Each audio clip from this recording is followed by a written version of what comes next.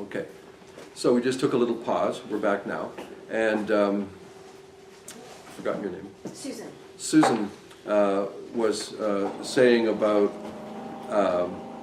basically about realism and abstract. That's a whole topic that I would love more and more to spend time with. There are some people that I've spent a fascinating time with that are like double PhD anthropologists, and exploring these things anthropologically, exploring these things in terms of art and expression. It's this wow recognition of a theme. For example, storytelling. Now we know a lot more why. Mythology has such a unified theme from various cultures throughout time.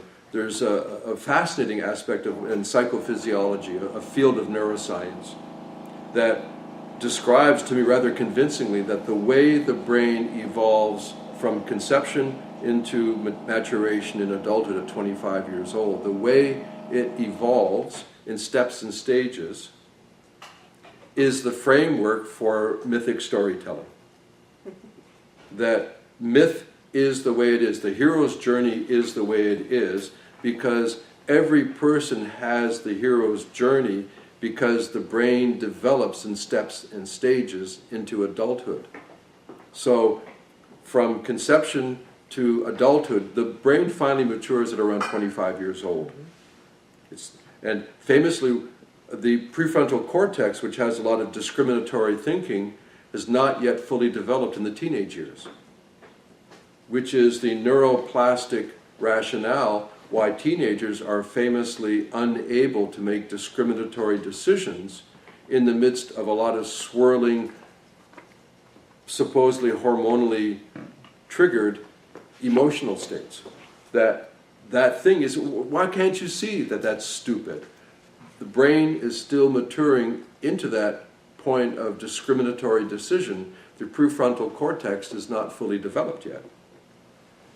So the idea that the human story, that the mythic theme from culture to culture, time to time, the hero's journey is the journey of every single person from conception into adulthood. And even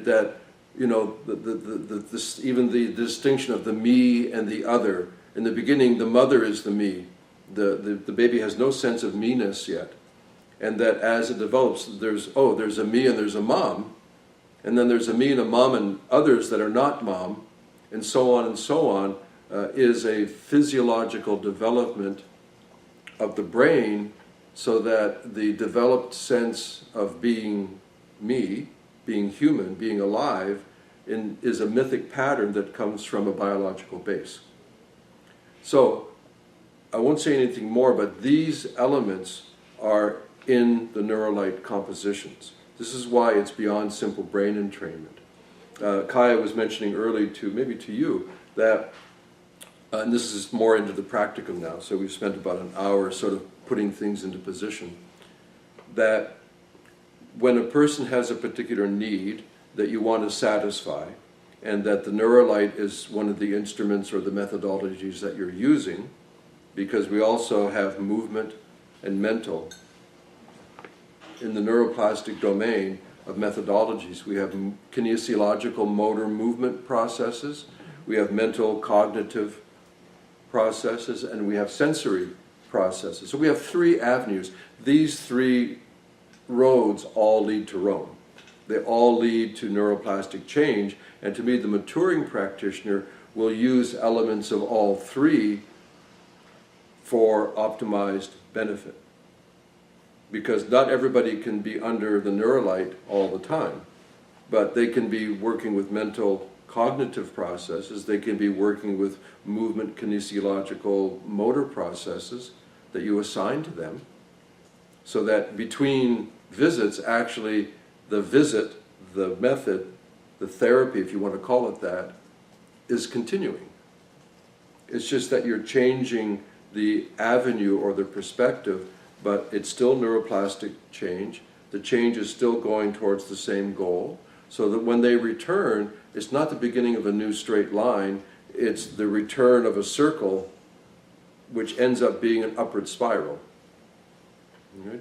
You had a question or something? Yes, one of the things I've started to play with is after a session, putting someone on a movement plate that takes you through many different types and frequencies and movement from lemniscapes to up and down. I understand. So I'm going to talk a lot about that, about what you do after the Neurolight session. So I agree, I'm happy to hear that, and we'll work to refine that. Okay. Okay? I'd love to know more about what would be specific to support different people. Yeah, I'm with you on that.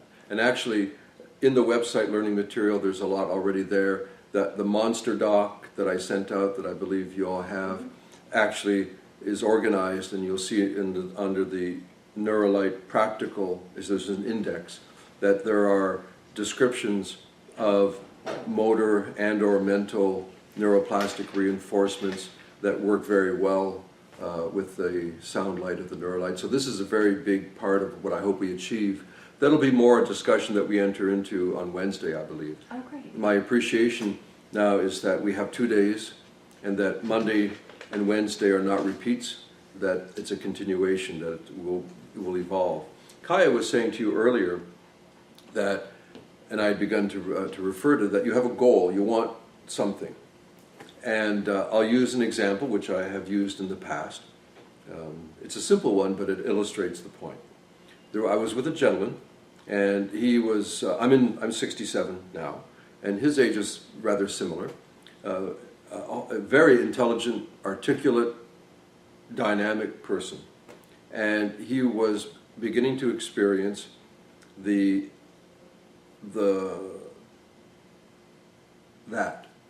finding the word. You know, that he used to be able to nail the word, and now he was like, what is that word? You know, he knew what he wanted to express, but he couldn't find the word. And it wasn't dramatic, but it was evolving into his experience. So you would think, well, that's pretty easy.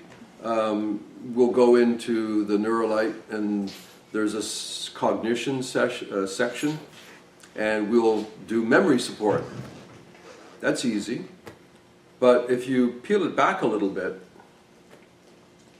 I asked him a few questions, and we'll be looking at the interview style that I use. You can use your own, but I have a methodology that sets up a session and then concludes a session with the light sound in the middle. Right? So I'll offer you my approach. So I did that with him. We'll discuss it later in detail. And what became apparent was that he was increasingly frustrated with this problem. And you know enough by what's called associative conditioning that when two things happen simultaneously enough times, famously Pavlov's salivating dog, right? Food, salivate, bell, food, salivate, repeat, take away the food, ring the bell, salivate, no food. So when experiences take place together often enough, then they have a conditioned association. What was happening with him is that he was becoming increasingly frustrated. So as soon as he would be in a position to recall the word, the frustration presented itself, which made it even more difficult to remember the word. And as soon, just sitting there without any flashy lights or anything, as soon as he realized that the frustration had grown into this association and that he immediately became frustrated, boom, just a recognition, he was able to a degree to release and relax the frustration. And hey, memory was better. That the frustration was complicating the issue so that the issue appeared to be getting worse, when in fact what was getting worse was his increased frustration. So what does the frustration do? It takes away attention from the task. So actually, to get good benefit with him, this is simplistic, but we're moving into practicum now, mixing it with theory, is you would work at, first of all, helping the person recognize that there's something going on other than not being able to remember. And most oftentimes, it's an emotional adaptation, an emotional response that has been growing. So in the principle of first things first, recognize you have to work with decreasing frustration. What is the frustration doing? It's deflecting attention. So first thing, reduce frustration. Second thing, redefine attention. Let them have that experience of coming back to an attention. And then the memory support. And what happens is it just unfolds itself. So another principle is that you always start with a person where they are and help them go to where they need to go. If you immediately try to make them be where they have to go, they aren't there. You're not working with them. You're working with some abstract sense of them. And the brain won't be able to efficiently convert the signals to messages. You know, I'm sorry, this is not meaningful to me. I don't relate to this because this is a future projection of what I'm supposed to be, but I am the way I am right now. So start with the person where they are and help them go where they need to go. And this is what I call, in my own terminology, a vector. You know, in physics, a vector essentially is a direction that has motion or momentum. So it isn't just, I'm going over there, it's just I am going there, so that there's a vector. And the idea is to try to work and create vectors so that one thing leads to another. That's, you see how you first of all have to work with exploring the feeling, and once there's some action with the feeling, now you can start to tell the story. And that is both in the short term and the long term. So what I would, and I'm going to build on this quite a lot, and what I call help right now and shaping the brain. Because in practicality, in a practicum, there are two basic ways of using the neurolight. Two basic ways. One is short-term effect and benefit. The other is long-term effect and benefit. And you shouldn't confuse the two, although they're intimately related. They're two different intentions. You know, an example. If you have a stiff, sore low back, I can do a few massage strokes, or you can do a couple of stretches that, in terms of help right now, short-term benefit, you can have success. Now, if the cause of that stiff, sore low back is the fact that you lifted your kid last night and kind of did a dumb thing, it's a rather transitory demand, then the short term is not just palliative, it can actually be fully successful. You achieve in like 2 or 3 massages and you're fine. You're fine. But if the stiff, sore low back is an expression, an aggravation of a chronic condition, yeah, if it flares up, it's really good to calm it down. But now the fact is that there is the consideration of entering a long-term program of body work or yoga or something, and that over time there'll be hopefully a good deal of success in resolving the underlying condition that is chronic. So it is the same thing with the neurolight.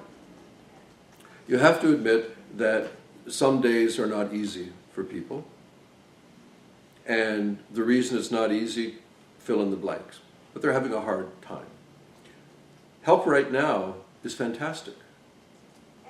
I mean, it's really, when it's well received, it feels like grace, that actually you can feel better in the short term, and now you can get along and do what you've got to do. So in most cases, I would say, unless a person has quite a rich background in these areas, most new Neurolite users will work in help right now settings, help right now conditions.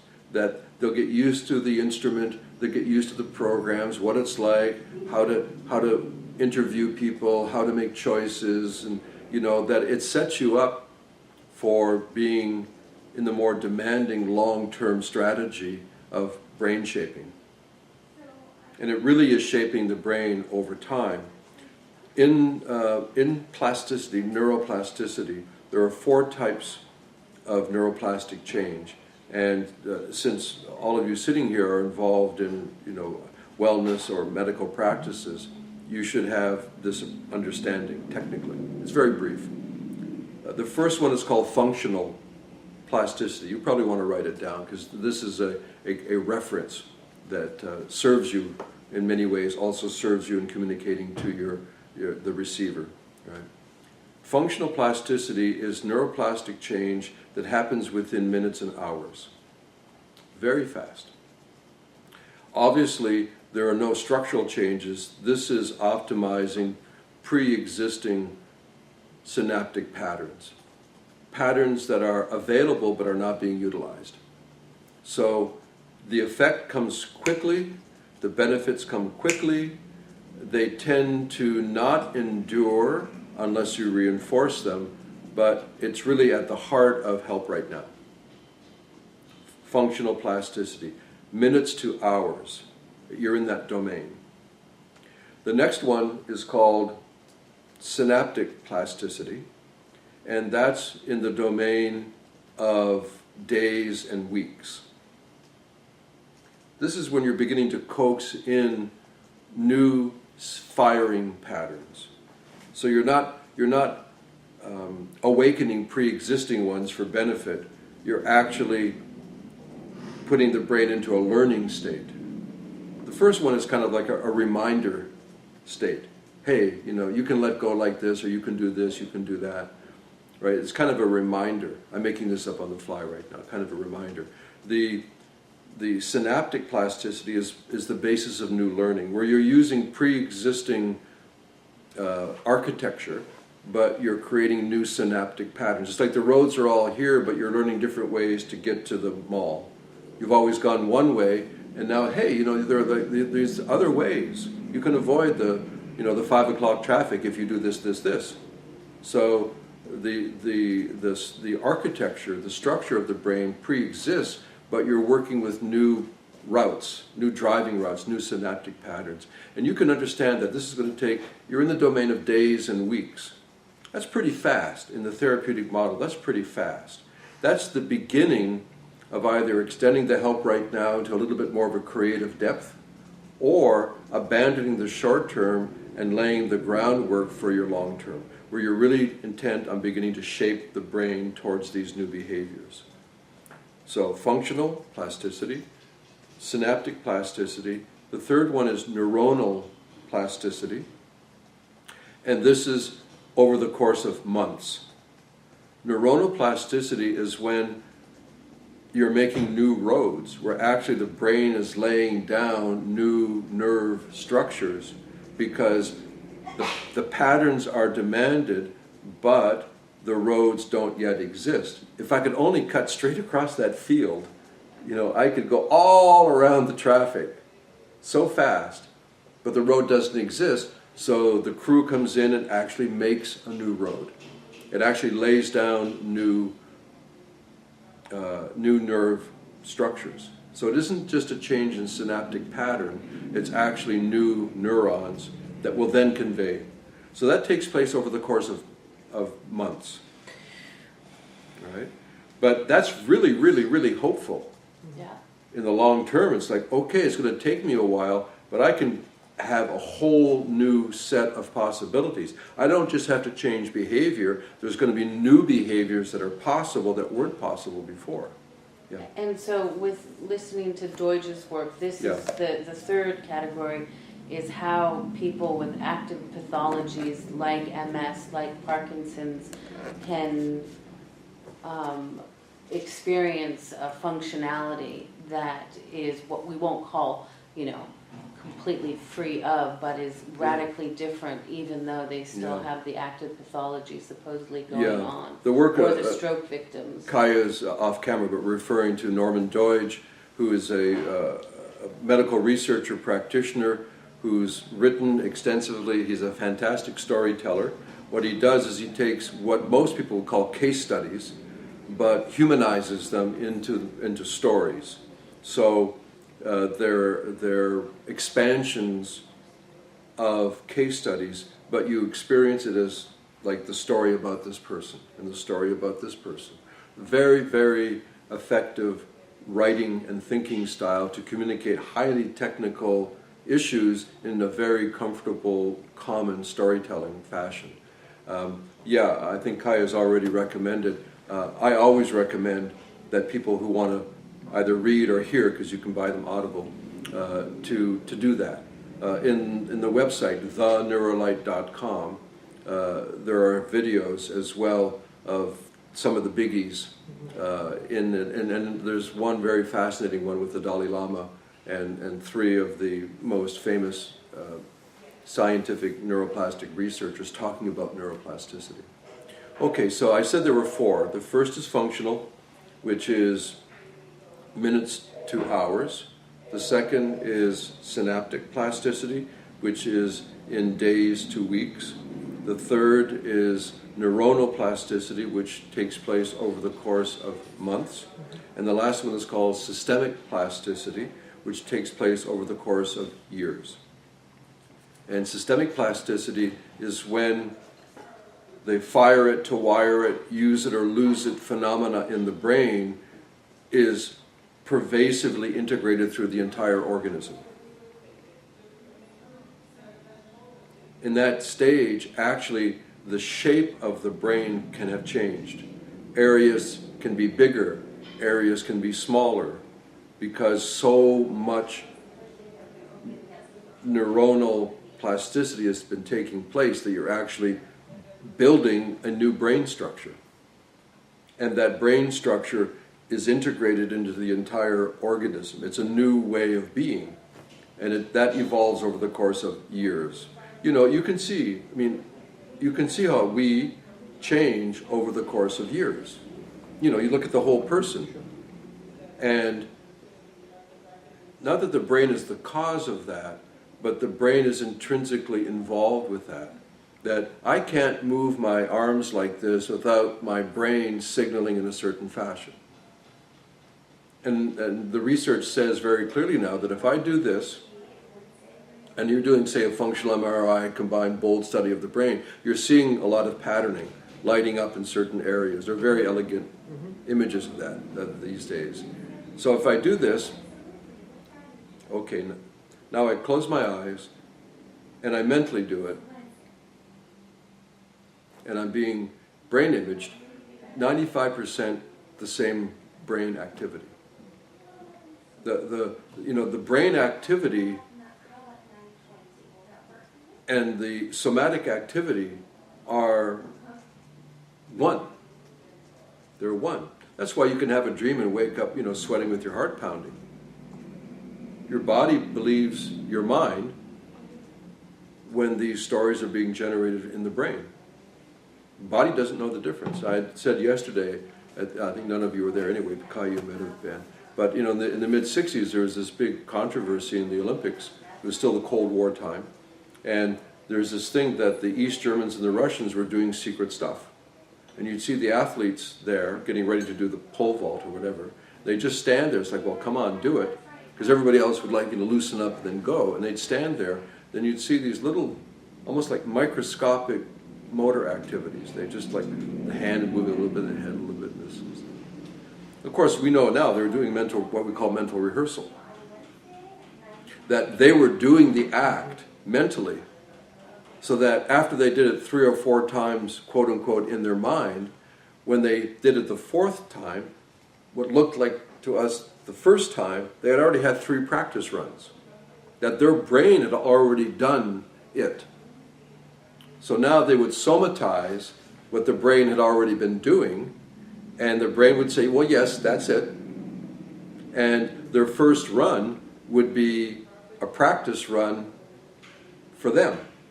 But for everybody else, it was the first, you get 3 tries. Well, if they did it every time, they would end up with 3 times 4. They'd have 12 tries because of that. So when you're working with people, you probably have heard people say, I just can't see myself doing that. Well, it starts right there. If you don't see that you can be well, if you have already declared and decided that that's so impossible, I can't even imagine it, you're already knee-deep in the mud. You're already knee-deep in the mud. So working with the Neurolite inevitably involves you working with a person's belief system, their view of their life, the view of themselves, and designing the interaction so they can begin to see what is good for them. They can begin to see it, you know? And this comes into the cardinal trigger for neuroplastic change, whether it's adaptive or maladaptive, you know, good or bad, is that and this is really the core, the heart of the issue, is that there has to be attention. That there has to be a conscious awareness of the experience in the moment. Without attention to the moment, the neuroplastic change is not initiated. So there's so much circulating these days around this topic, which has been buried in a lot of esoteric spiritual traditions. You know, it's at the level of like Time magazine. It's not even like Psychology Today. Mindfulness is a perfect example. How much do we hear now, thanks maybe to Eckhart Tolle, but you know, the power of now, being present, these kinds of things. That is the hallmark of the whatever that is, the intersection or the relationship of what we call consciousness and neuroplasticity. That neuroplastic change is enabled by attention. That's why what you focus on, what we focus on, what we ruminate over, what we constantly return to, is so incredibly powerful. So incredibly powerful. And I often say, you know, what do pain and pleasure have in common? Right now, if you suddenly had this intensely pleasurable kind of mysteriously orgasmic pleasure in your left knee, right? Or if you had this sudden jabbing, burning sensation pain in your left knee, what do those two things have exactly in common? Left knee. Your attention goes to your left knee. Right? They both serve that common purpose. Now, you can discuss it after that point. You know, maybe one is attraction, one is aversion, and the whole thing. But it's this peculiar thing where attention, and this comes straight out of, you know, Taoist practice and physiology and so on. They'll say, where qi goes, blood follows. Where qi goes, blood follows. And where the mind is, the qi is. This is the thing in early biofeedback studies, and an area that I'm familiar with. Make your right hand more warm, right? You have a monitor there for temperature, quite simple. And a person would do all kinds of associated imaginations or something. And the idea is that if they put their mind in their hand, where the mind is, the chi is. So the chi, and we won't bother discussing what that is, but the chi goes to the hand, and where chi goes, blood follows. So the blood follows the chi, which is being directed to the hand by the mind, and because more blood is there, the temperature goes up. What drove most people totally insane in early biofeedback is that a great number of people, typically the majority, when they would try to make their hand warm, it would get more cold. And it was the realization that what's called calm abiding, being able to have your attention settle someplace without effort, was the trick. That the effort of putting your mind in the hand was creating the paradoxical effect. That attention is obscured by effort. That what draws your attention, when that cop showed up with that automatic weapon, it didn't take any effort on my part, at least, to give him my attention. It was effortless. Effortless, right? So, where your attention goes without effort is hugely impactful. And if you, as a habit, effortlessly return to ruminating negative thinking, that is the neuroplastic message. And that's why the effort to be present or the effort to make change is very tricky, because we require motivation. And the neurolight works around all of these mind fields of effort because you end up in a certain state. It's like, whoa. And I say there's no special thing to do when you're experiencing the neurolight.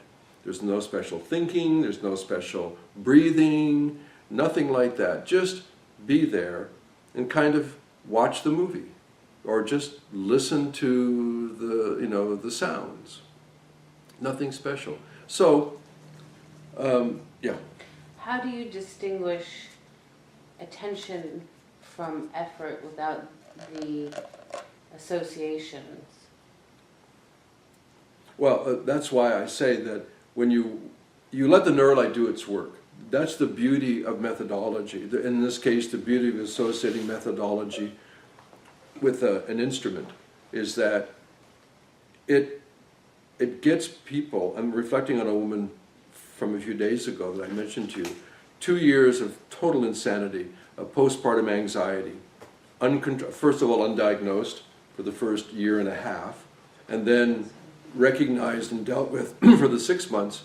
And she came in, and she was really lovely, came in with her husband and one of her kids, and the fact was she was pretty crispy,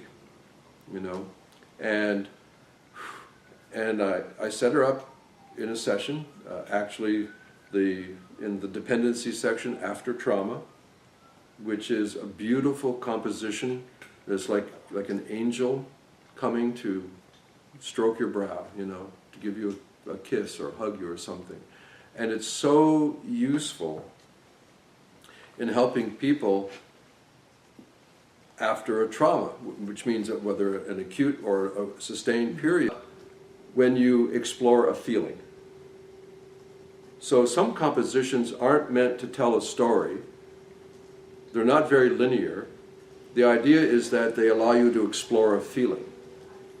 So it's a little bit crude, and I don't want to make it too simple, but it's a little bit like left brain, right brain. It's a little bit like the difference between prose and poetry, right?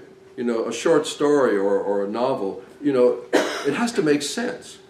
And one of the new things that you see in storytelling now, like on TV or something, is where they'll jump in vignettes. You don't have long takes. And these things seem to be disassociated, but bit by bit, they begin to associate, where this character didn't seem to know this character. But by circumstance, these vignettes end up with a very satisfied wholeness, to use your word, right? Mm-hmm. That it's a whole, it's like very satisfying, because it started fragmented, and bit by bit, all the fragments came together. That's one kind of storytelling.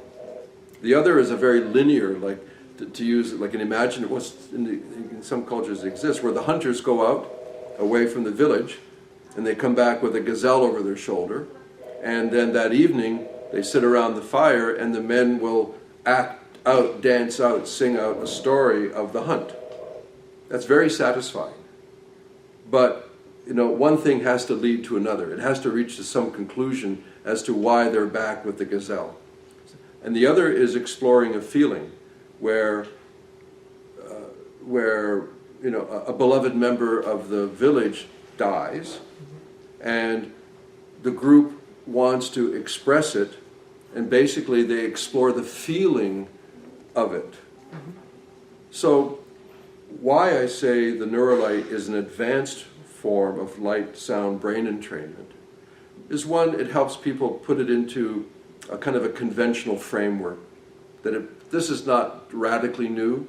It exists before, the brain is like this, but now because of neuroplasticity, we understand more about how the brain wants to organize information, how it's willing to change and adapt, how it's open-minded to new stories, how it wants to explore feelings, that this is its nature. So the classic brain entrainment turns out to be overly simplified. It's not satisfying enough to match the appetite of the brain for either clear, evolving storytelling or the permission to explore all the nuance of a feeling. The feeling, exploring a feeling is nonlinear. It's not directional. It may not be obvious why one thing leads to another. You just have the feeling. Why are you so sad? I'm just so sad. And it can be mysterious. It doesn't have to be a story. And this goes directly into the methodology. Keep the doors locked, please. I'll let you guys know it's okay. There's somebody out loose with a weapon.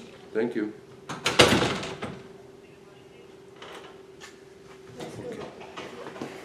Okay.